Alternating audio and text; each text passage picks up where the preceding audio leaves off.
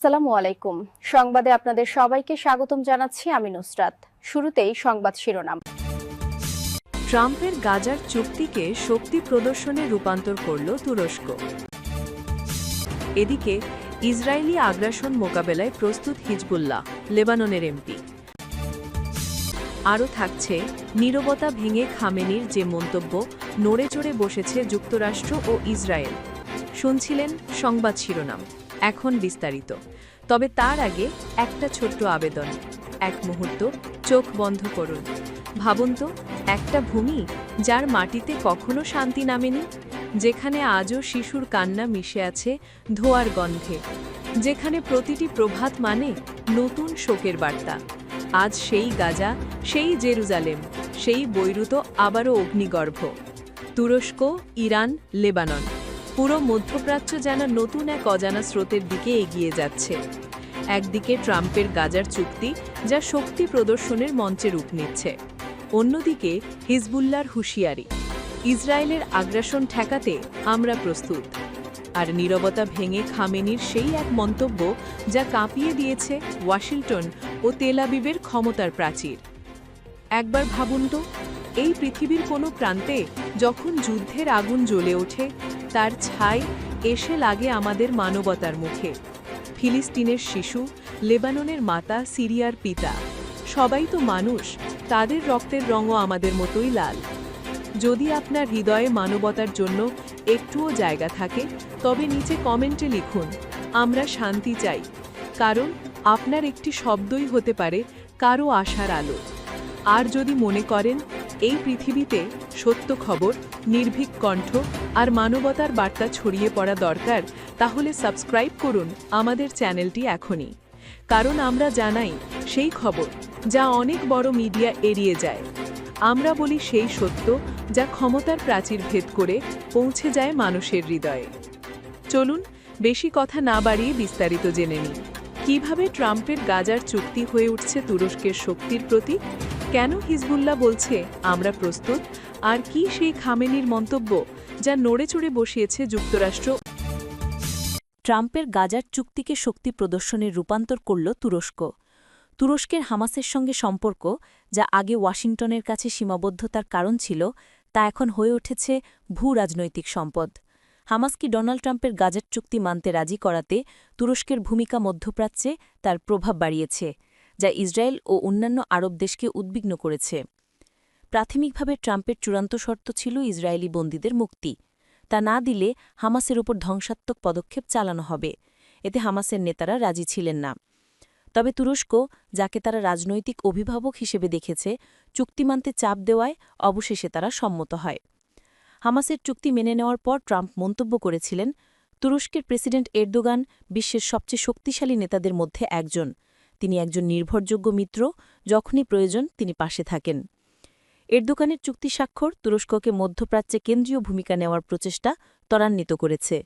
Erdogan প্রায়শই Ottoman সাম্রাজ্যের সময়কালের সম্পর্ক ও নেতৃত্বের উল্লেখ করেন। এখন তুরস্ক আশা করছে এই কূটনৈতিক সাফল্যকে ব্যবহার করে যুক্তরাষ্ট্রের সঙ্গে দ্বিপাক্ষিক বিষয়ে অগ্রগতি অর্জন করতে পারবে, যেমন F-35 যুদ্ধবিমান ক্রয়, মার্কিন শাস্তি নরম করা এবং সিরিয়ায় নিরাপত্তা লক্ষ্য অর্জনে সহযোগিতা। এরদোগানের সঙ্গে ট্রাম্পের সেপ্টেম্বরে হোয়াইট হাউসে বৈঠক চলতি কূটনৈতিক পুনঃস্থাপনার সূচনা করেছিল।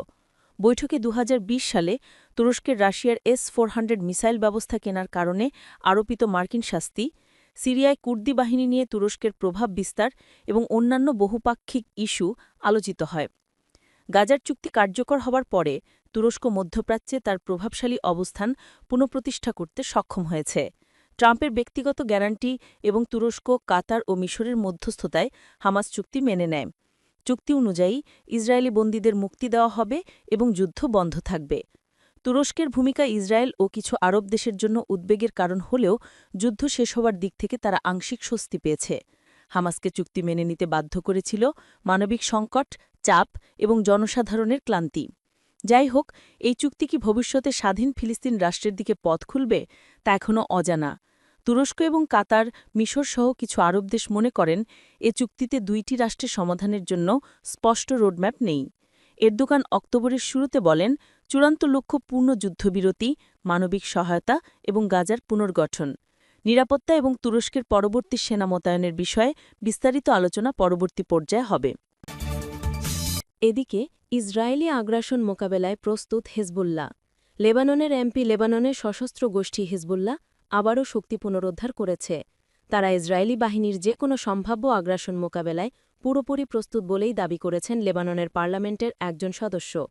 হিজবুল্লাহর রাজনৈতিক শাখা লয়্যালটি টু দ্য রেজিস্ট্যান্স ব্লকের সদস্য হাসান ইজেদ্দিন মঙ্গলবার বলেন, হিজবুল্লাহকে পরাজিত করা অসম্ভব। বর্তমানে প্রতিরোধ আন্দোলনটি তার ক্ষমতার শিখরে অবস্থান করছে। ইজেদ্দিন আরও বলেন, হিজবুল্লাহ ইস্পাতের মতো দীর্ঘ ও শক্তিশালী, অবিচল রয়েছে।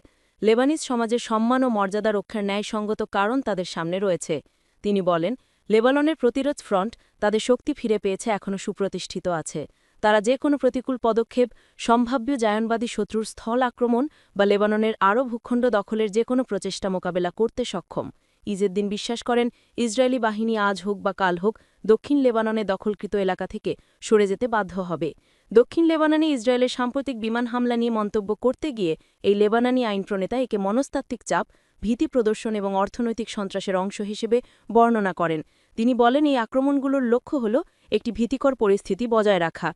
তার মতে, বেসামরিক যানবাহন এবং অবকাঠামো ধ্বংস করেও তারা আমাদের আত্মসমর্পণ করাতে পারবে না। শত্রুরা কোনোভাবেই আমাদের মনোবল ভাঙতে পারবে না। ইসরায়েলের সঙ্গে আলোচনার সম্ভাব্য গতিপথ নিয়েও মন্তব্য করেন হাসান ইজেদ্দিন। তিনি জানান, যদি আলোচনাটি সীমান্তের বিরোধিত পয়েন্টগুলো চিহ্নিত করা এবং সমাধানের জন্য পূর্বের ত্রিপক্ষীয় কমিটির মতো হয়, তবে গণমিডিয়া সেটা পরিচালনা করতে পারে। এদিকে নীরবতা ভেঙে খামেনির এই মন্তব্যে নড়েচড়ে বসেছে যুক্তরাষ্ট্র, ইসরায়েল। বিশ্ব রাজনীতির দাবার ছক যেন আবারও নড়েচড়ে উঠেছে। মার্কিন প্রেসিডেন্ট ডোনাল্ড ট্রাম্পের সাম্প্রতিক দাবির জবাবে ইরানের সর্বোচ্চ নেতা আয়াতুল্লাহ আলী খামেনির নীরবতা ভেঙে দেওয়া বক্তব্যে তোলপাড় শুরু হয়েছে যুক্তরাষ্ট্র ও ইসরায়েলে। ট্রাম্প দাবি করেছিলেন, আমেরিকার সামরিক অভিযানে ইরানের পারমাণবিক কেন্দ্র সম্পূর্ণ নিশ্চিহ্ন করা হয়েছে। কিন্তু সোমবার ২০ অক্টোবর খামেনির অফিসিয়াল ওয়েবসাইটে প্রকাশিত এক বিবৃতিতে তিনি সেই দাবি দৃঢ়ভাবে প্রত্যাখ্যান করে বলেন, ট্রাম্প কেবল স্বপ্নই দেখতে থাকুক। ইরানের পরমাণু কর্মসূচি ধ্বংস হয়নি, বরং আরও শক্ত অবস্থানে রয়েছে। এই একটি বাক্যেই যেন বদলে গেছে মধ্যপ্রাচ্যের ভূ-রাজনৈতিক সমীকরণ। কে দিয়েছে ট্রাম্পকে এই অধিকার? খামেনি ক্ষোভ প্রকাশ করে বলেন, বিশ্বের কোনো দেশের পারমাণবিক শিল্প নিয়ে সিদ্ধান্ত নেওয়ার অধিকার কে দিয়েছে মার্কিন প্রেসিডেন্টকে? এটা কেবল রাজনৈতিক ঔদ্ধত্য, নৈতিক দেউলিয়াত্ব। তার এই মন্তব্যের পর মুহূর্তেই আলোড়ন ছড়ায় বিশ্বজুড়ে।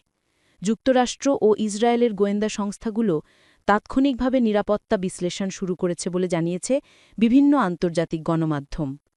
ইসরায়েল যুক্তরাষ্ট্রের গোপন উদ্বেগ। ইসরায়েলের প্রধানমন্ত্রী বেনিয়ামিন নেতানিয়াহু খামেনির এই বক্তব্যকে নতুন হুমকি হিসেবে উল্লেখ করেছেন। ইসরায়েলি সেনাবাহিনী ইতিমধ্যেই সীমান্ত এলাকায় সতর্ক অবস্থায় রয়েছে বলে জানানো হয়েছে।